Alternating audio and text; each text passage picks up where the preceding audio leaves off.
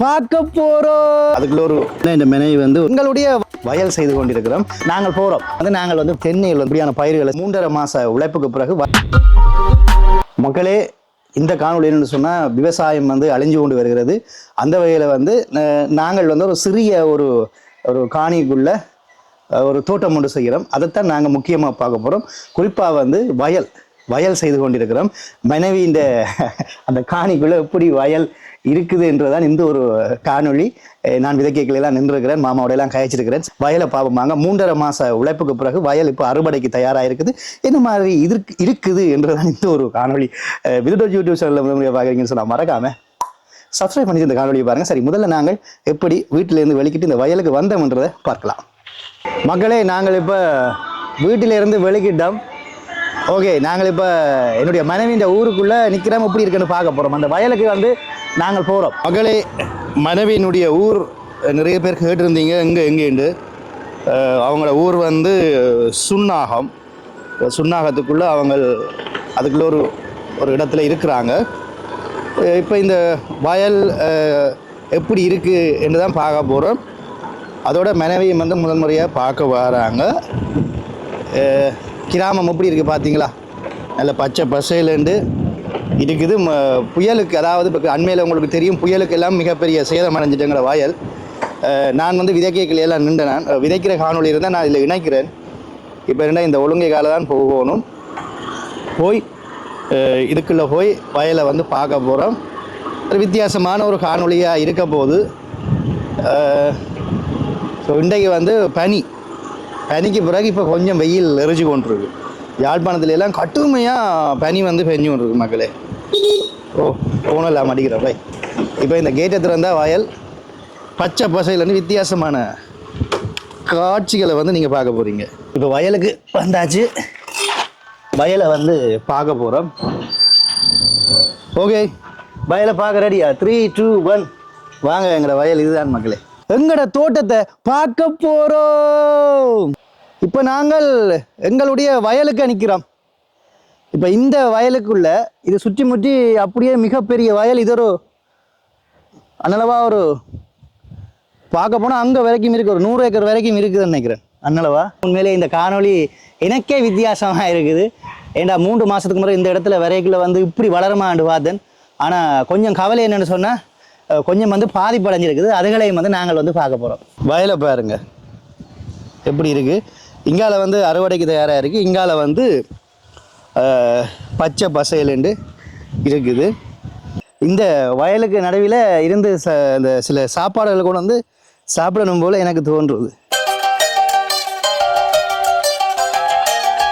இங்கே பாருங்க, இதில் வந்து ஒரு வயலுக்கு வந்து ஒரு மரம் நிற்குது. இது வந்து ஆமணக்கன்னு நினைக்கிறேன். அதானே? அங்கே அது வந்து நாவல் மரமா. இந்த சிறு வயதில் மனைவி வந்து இல்லை நாவல் பழங்கள்லாம் சாப்பிட்ருக்குறாங்க. அப்படி தானே? தலையாடினா கிழங்கு, அது சவுண்டை சொன்னால் தான் விளங்க. அதோட மனைவியின் வயலுக்குள்ள ஒரு கிணறு இருக்குது. இந்த கிணத்துல தான் விவசாயம் செய்து வேறு பயிர்களை வந்து ஒரு கொஞ்ச காலத்தில் வந்து வைப்பினமா. அதோட விரம்பில் பார்த்து நடந்து வாங்க பயந்திக்கா. இந்த விரம்புக்குள்ளே பாருங்க எவ்வளோ டஸ்ட் இருக்குன்னு. இதெல்லாம் வந்து வெள்ளத்தில் அடிக்க வந்து இந்த டஸ்ட்டுகள், பிளாஸ்டிக் டஸ்ட்டுகள். எப்படி இருக்கு வயல்? பசுமையாக இருக்கு, நல்லா இருக்கு. என்ன இது வேற இனமா? இது வேற இனம்னு நினைக்கிறேன். இது வந்து வேற இனம். இது இந்த உயரத்தை பாருங்க. இங்கே நெஞ்சளவுக்கு வளர்ந்துச்சு. இது என்ன இனம்னு எனக்கு தெரியலை. எனக்கு ஓரளவு தான் விவசாயம் தெரியும். நான் சின்ன பயிர் தான் வச்சுருக்கேன். ஆனால் வயல் செய்யணும்னு சொல்லி எனக்கு வந்து நீண்ட நாள் ஆசையும் ஒன்று இருக்குது. இப்படி அங்கே வரைக்கும் விதைச்சிருக்கேன். இந்த கிராமம், அதாவது நாங்கள் நிற்கிற கிராமம் வந்து சுன்னாகத்தில், சுன்னாகம் என்ற ஊருக்குள்ளே பயணம் செய்து ஒரு 3 கிலோமீட்டர் தள்ளி வந்தால் இப்படி வயலை பார்க்கலாம்.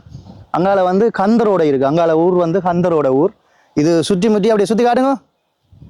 ரைட், இப்படியே சுற்றி முற்றி வயல் தான் ஃபுல்லாக வந்து வயல் வச்சிருக்கணும். நம்மளோட தொங்கலில் வந்து கந்தரோட குளம் இருக்குது. ஸோ இங்கே பாருங்கள், தென்னி எல்லாம் நிற்குது. அங்கால பனை நிற்குது. நீங்கள் கூட வயலுக்கு பார்த்தீங்கன்னு சொன்னால் கூட தென்னையில் வந்து நிற்கிற காட்சிகளை வந்து பார்த்துருப்பீங்க. இப்போ நாங்கள் அங்கே நடந்து போய் உள்ளுக்கு எல்லாம் இறங்கி என்னென்ன மாதிரி இருக்குது, களைகள் வளர்ந்துருக்கா, உள்ளே எப்படி இருக்குன்னு பார்க்க போகிறோம். ஏன்னா சுற்றி முற்றி பார்க்கல வளர்ந்த மாதிரி தான் இருக்கும். இதில் பாதிப்புகள் என்ன நன்மைகள், வேறு விஷயங்கள்ங்கிற அனுபவங்களை வந்து உங்களுக்கு நான் வந்து பகிர போகிறேன். இதை பாருங்கள். பார்த்துட்டு நீங்களும் உங்களோட காணிகள் இருந்தால் இப்படியான பயிர்களை செய்து பாருங்கள். இப்போ கொஞ்சம் வெயில் அடித்து கொண்டு இருக்கேன். நாங்கள் வைத்திருக்கிற இந்த வயல் வந்து 3.5 மாத பயிர், ஆட்டக்காரி அப்படின்னு சொல்கிறது. இதை வந்து அவிச்சு காய வச்சா, அதாவது இந்த நெல்லை எடுத்து அறுவடை செய்து அவிச்சு காய வச்சா குத்தரிசி. இதை வந்து அப்படியே அவிக்காமல் பச்சையாக குத்தினா புக்கை அரிசி, பொங்கல் அரிசி. இதைத்தான் பொங்கல், தைப்பொங்கலுக்கு வந்து பொங்கல் அரிசி. நல்ல காற்று அப்படியே சுற்றி காட்டுங்க. 360 டிகிரியில் வந்து வயலை வந்து பார்த்து கொண்டு இருக்கிறீங்க. நல்ல அமைதியாக இருக்கு. இது பிறகு விதைச்சது. இது வந்து ரைட். இப்போ இதில் வந்து கனவேருக்கு வந்து வயல்கள் இதில் நிறைய இருக்குது. இது ஃபுல்லாக வந்து எங்கட காணி இல்லை. இதில் வந்து இந்த வரம்பு இதாக இருக்குது. இதில் இந்த வரம்பு அந்த வரம்புக்குள்ளேயும் இருக்குது. அன்னளவாக ஒரு 10 பரப்பு காணிக்குள்ளே வந்து நிற்கிற மண்ணளவாக 10 பரப்பு காணிக்குள்ளே எங்களுடைய, அதாவது மனைவியினுடைய இந்த வயல் வந்து இருக்குது. உள்ள ஏண்டா உள்ள வந்து போகலாம் மாதிரி இல்லை. போகலாமே என்ன? உள்ள போகலாம். கிட்ட கொண்டு வந்து காட்டுங்க. இப்படி ஜூம் பண்ணுங்க. இங்கே பாருங்க. இது நல்லா ஜூம் பண்ணி காட்டுங்க. இது கதிர் வந்து இப்படி முத்தி போயிருக்குன்னு பாருங்க. மஞ்சள் நிறத்துல இருக்கிறது வந்து முத்தின கதிர் வந்து அறுவடை செய்யக்கூடிய நிலைமையில இருக்குன்னு சொல்லலாம். எல்லாம் சொல்லித்தாரா மனைவி எல்லாம் சொல்லித்தாரா. மஞ்சள் நிறம். இந்த மஞ்சள் நிறத்துல பாருங்க இப்படி கதிர் வந்திருக்கு பாருங்க. பார்க்கவே அழகா இருக்குங்க. கதிர் எப்படி வந்திருக்கு பாத்தீங்களா? வாவ். அதே மாதிரி பச்சை வந்து கொஞ்சம் முத்திட்டுது. முத்தையில மஞ்சள் தான் முத்தினது. மஞ்சள் தான் அறுவடைக்கு ரெடியா இருக்கு. வேலி பக்கம் இருக்கிறது பச்சை கதிர். இது வந்து பச்சை. இதுக்குமே நம்ம காட்டிட்டோம். இந்த கருப்பு வந்து பூஞ்சை தொட்டால் நெல் எப்படி பழுதா போயிருக்கணும் வேறுங்கிற. இப்போ என்னென்னா இந்த மனைவி வந்து ஒரு நெற்கதிரை வந்து உடைச்சு காட்ட போகிறா. இதுதான் அந்த நாங்கள் போட்ட இனம். என்ன இனம்? ஆட்டக்காரின்னு சொல்கிறது. இதை உடைச்சா அந்த பொங்கல் அரிசி வரும். இதை அவிச்சா குத்தரிசி வரும். என்ன யாழ்ப்பாணத்தில் குத்தரிசி தான் வந்து கூட சாப்பிட்றது. தைப்பூசத்துக்கு வந்து வெட்டுறதுக்கு வந்து தயாராக வந்து ஆள் இருக்கிறார்.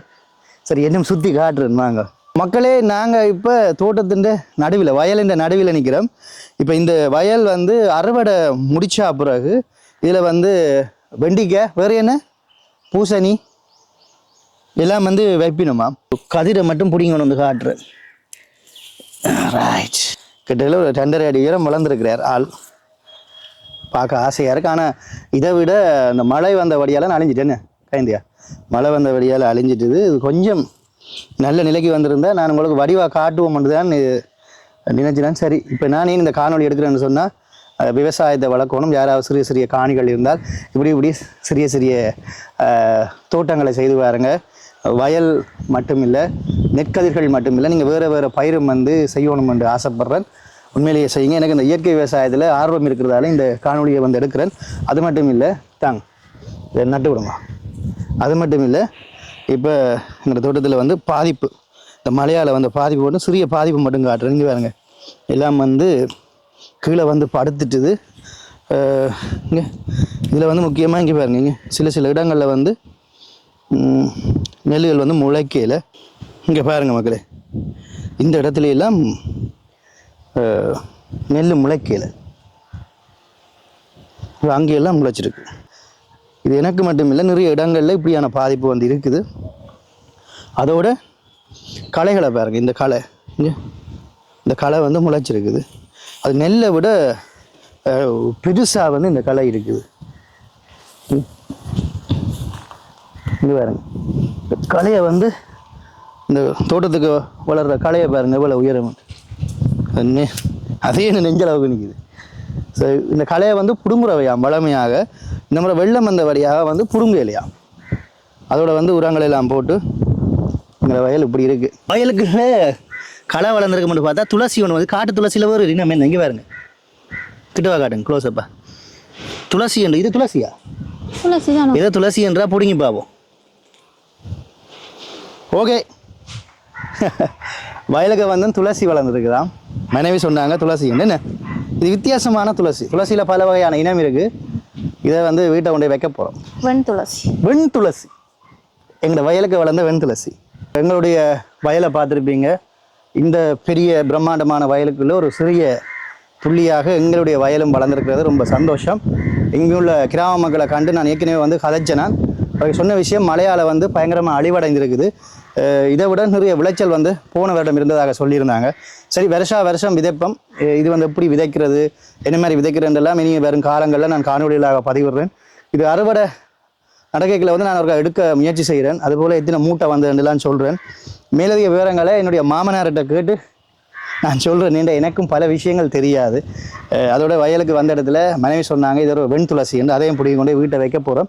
இதே மாதிரி யாரெல்லாம் உங்களுடைய காணிகளில் இப்படி சிறிய சிறிய தோட்டங்கள் செய்கிறீங்க, வயல்கள் செய்கிறீங்க அப்படின்னு சொல்லி கீழே வந்து கருத்துக்களை சொல்லுங்கள். இது ஒரு விதுடொட்டினுடைய ஒரு வித்தியாசமான ஒரு வயல் காணொலி. விதுடொட் மனைவியினுடைய வயல் காணொலியை பார்த்தாச்சு. அடுத்த காணொலியில் உங்களை நான் சந்திக்கும் வரை என்றும் உங்களை விதுடொட். நன்றி உறவுகளே.